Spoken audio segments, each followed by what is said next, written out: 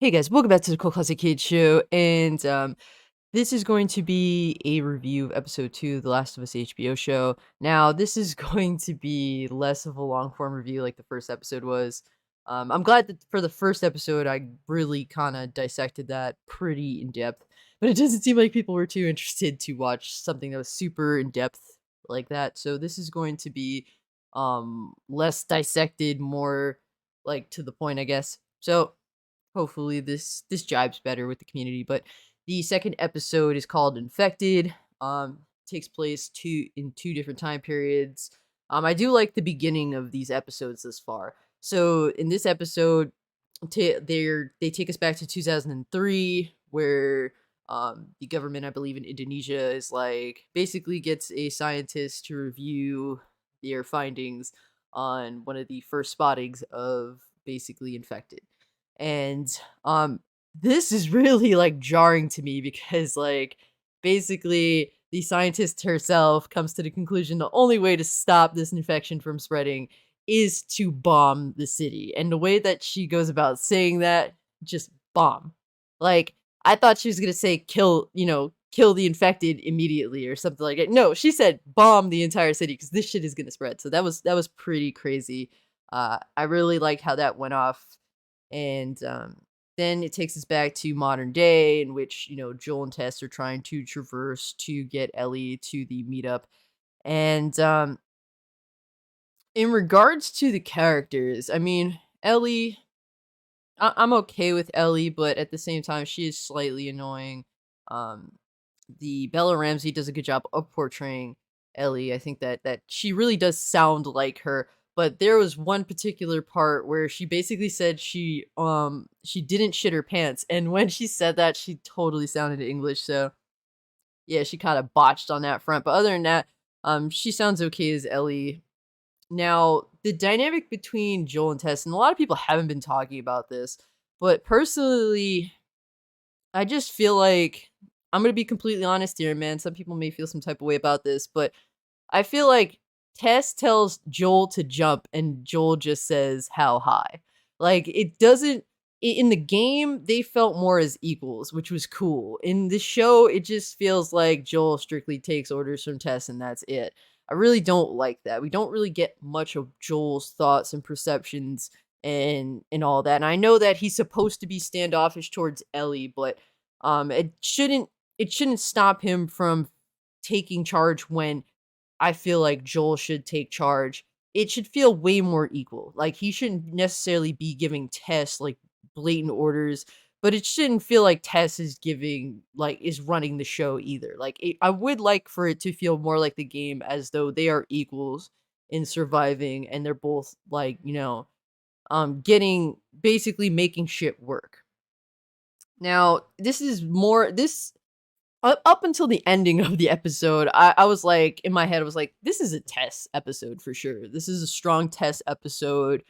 Tess um, really pushes it, and it makes her look good up until the end. Now, before we get to the end, though, I just want to say, basically, the CGI is kind of heavy-handed, guys. They really go all out. I mean, they are in an open area, and they're definitely trying to make it look good. So I understand, but it's very noticeable. Is it as jarring as other TV shows? No, it's not as jarring. That's why I'm able to still continue watching it. There's some shows that look too. They either have too much CGI or it looks too much like a stage setup. Those shows I cannot stand them. I will not watch them. It's just good enough for me to be invested and be immersed, but it's definitely noticeable that we're on a set and there's CGI. So, one thing that also is interesting about this episode that particularly sets it apart from the game is the fungus that apparently grows underground, and that's how like the infected are able to communicate. The clickers essentially can tell where you are given all that. So like that kind of tells them, like, that just makes things so much more dangerous in the grand scheme of things. So I thought that was pretty interesting. It's definitely different. I don't know how this is going to be perceived or how far this is going to be taken in the show, but this definitely makes things way more problematic for those who are not infected. And it definitely makes things more tense. Excuse me, more tense. More tests, yes, more tests. But like I said, this is spoilers, and come the end of the episode, Tess and Ellie get bit. Tess was hiding it for a little bit. Ellie got bit, and Ellie realizes that the way Tess is talking, like this is the end, and Ellie's like she's infected, and Joel demands that he demands to see the wound, and Tess is bit on like her shoulder neck area, and it looks really bad really fast. And basically, she compares the bite to Ellie's, and Ellie's is not bad at all. It just looks like a mark. So we come to the conclusion that Tess cannot go any further, but they do get to the capital when that happens, and they discover that the Fireflies they were supposed to meet up for in order to complete their mission to get the car and equipment. The Fireflies are dead. It seems as though one was infected, and they were fighting them off, and they clearly lost. So infected is coming, and Tess is like, "You got to go without me. Get Ellie to where she needs to be because this is important for the rest of humanity." Um, Now Joel didn't really want to, but given the situation, he decides to see Ellie through. Now the ending to me is honestly laughable. Um, the clickers are coming and shit. Like I really do like the clickers. I think they look pretty cool given their CGI, but um getting into a fight with the clickers is intense. They actually got into a fight early in the episode, and that led to Tess getting bit, and that was really really intense. They portray the clickers very accurately in terms of they don't really see very well, but they can hear very well. So um getting through that was a struggle for the three.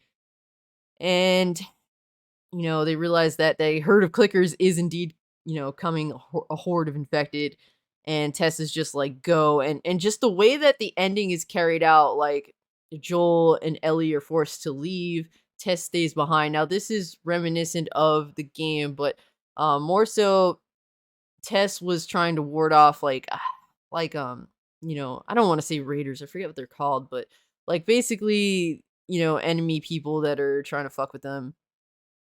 And basically Tess goes out like a G in the game, whereas in the show it really comes off really dumb. She's trying to basically blow up the infected. She, pour like it's cool when she pours out the gasoline, throws the grenades down, like yeah, she's ready to stand her ground. Like that was really cool. She's a total badass for that. But then she's like trying to light she's trying to light her not her match, but um she has a light, and she's trying to light it, and it's like, "Bitch, you're surrounded by fucking grenades. Pick one up and pull the pin." Like, why are we doing this struggle right now when clearly it could be made so easily? I'm just like, "Pick up the grenade, pick up the grenade, pick up the grenade." Like, and then like the infected come in, and they're slow walking, and despite her trying to, you know, put on her light, she's like they don't really recognize her, and then but when they do, they like slow walk up to her, and basically Tess makes out with an infected, a horny infected dude. So yeah, that was very awkward, very stupid. Obviously they're trying to communicate that the whole tendril thing is a thing, but I think that that's really really dumb. And it kind of just it kind of comes off as cringy. So yeah, I really didn't like that.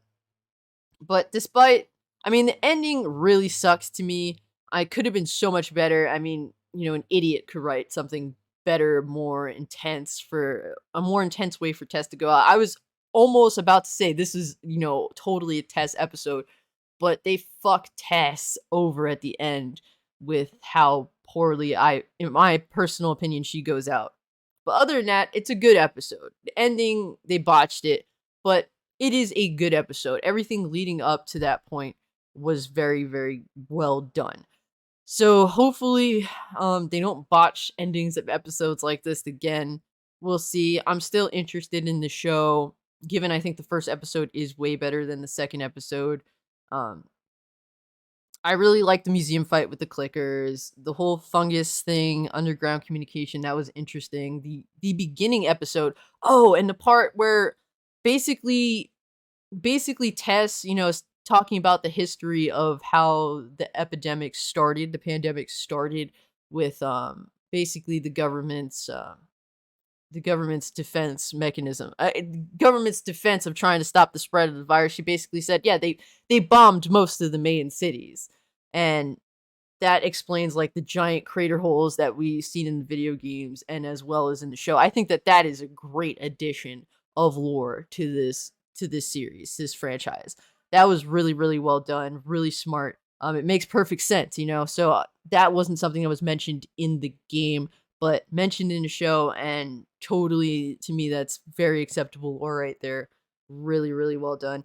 I love the history, like everything that leads up to where we are now. I think that that's something I think a lot of us are really interested in. Basically, things that aren't necessarily featured in the game.